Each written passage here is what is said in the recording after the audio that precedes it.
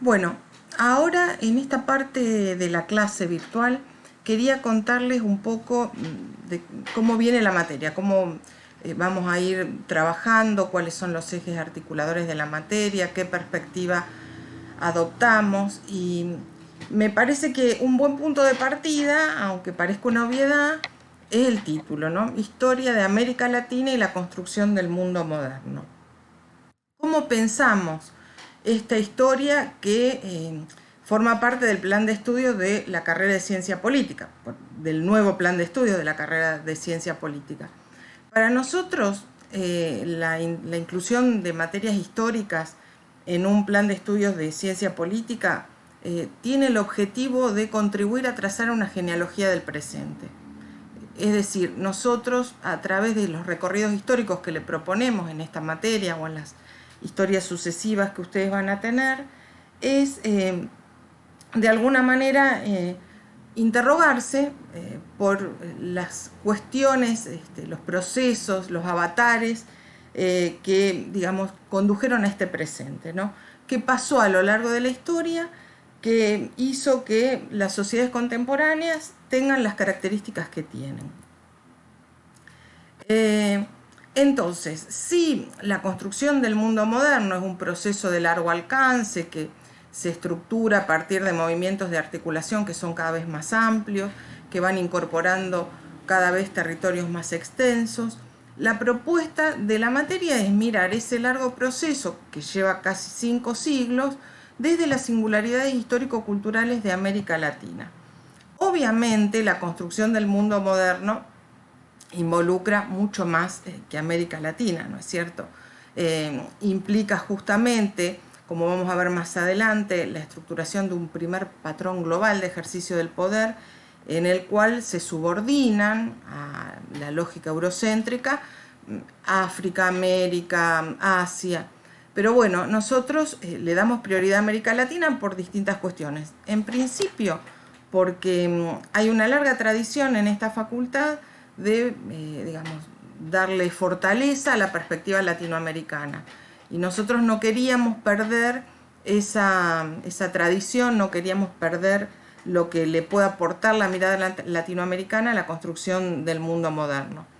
Después, bueno, en la medida en que podamos, vamos a ir haciendo referencias a el modo en que se incorpora África, por ejemplo, a ese patrón de escala global, en menor medida Asia, pero bueno, la idea es mirar ese proceso de construcción del mundo moderno desde la singularidad de lo que ocurre en América Latina.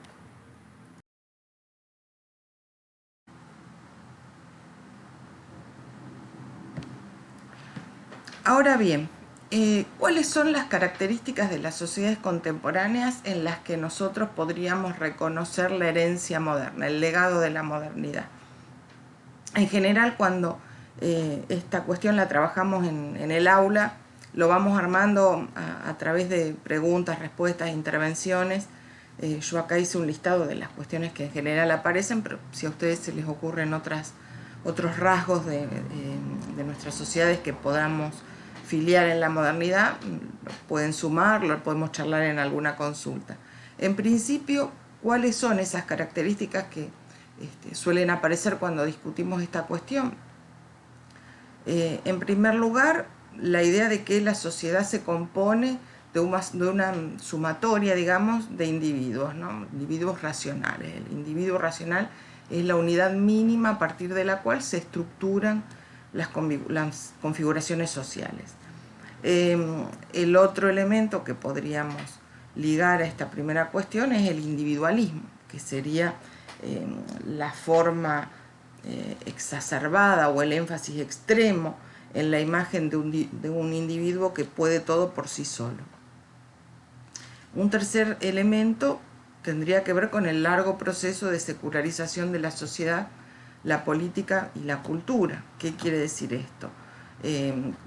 Este proceso de secularización implica que las referencias a las figuras de la trascendencia, ya sea Dios o una naturaleza que ordena todo según una racionalidad que le es ajena al hombre, van siendo abandonadas y los cimientos sobre los que se construye la sociedad, la política y la cultura modernas se van a ir ligando cada vez más a esta matriz individual ligada al individuo racional.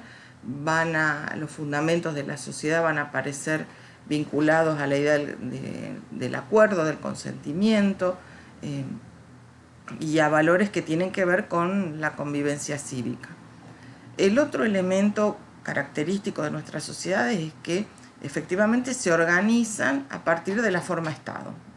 La matriz institucional de organización de las sociedades o político-institucional de organización de nuestras sociedades pasa por el Estado, ¿no? Y además ese Estado se estructura en torno a la identificación de áreas, podríamos decir, o ámbitos de intervención singulares que requieren del saber experto y por lo tanto aparece también la burocracia profesional asalariada ligada a la gestión del Estado. El otro elemento es la economía capitalista estructurada según la lógica del mercado. Esto no quiere decir que no conviva el capitalismo con formas que podríamos incluso caracterizar como precapitalistas, que haya formas de explotación que rayan en la servidumbre o en la esclavitud que subsisten en el mundo moderno, pero están subordinadas a la lógica del capital. El otro elemento que podríamos identificar es la idea de que la autoridad política, en sintonía con ese proceso de secularización del que hablábamos antes, aparece legitimada en el consentimiento de los individuos. El que gobierna no lo hace porque Dios lo haya elegido, no lo hace porque existe una jerarquía natural.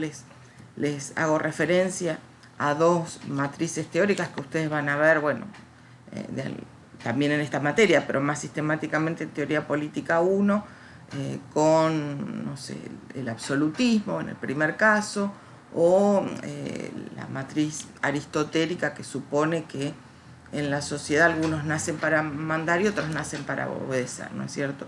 En la modernidad, la política es un producto humano y como tal se sostiene en valores ligados a la convivencia que define la organización de la sociedad, y la autoridad solo se legitima en el consentimiento de los individuos. No hay ninguna referencia a figuras de la trascendencia. En este marco, nuestras sociedades se organizan en general como democracias representativas, es decir, sobre el principio de la soberanía del pueblo, el pueblo gobierna a través de sus representantes. Y el voto es la forma en que hemos encontrado que se puede hacer visible de manera más clara la voluntad del pueblo, el consentimiento de los individuos, aunque después también a lo largo de la materia veremos que esto tiene su propia historia. Y por último, un elemento que se liga al devenir del capital, a la lógica expansiva que tiene el devenir del capitalismo, es la globalización, es decir, la configuración de un orden global, asimétrico sin duda, donde hay áreas, núcleos, instituciones que tienen funciones dominantes y otras regiones que están subordinadas a esa lógica dominante.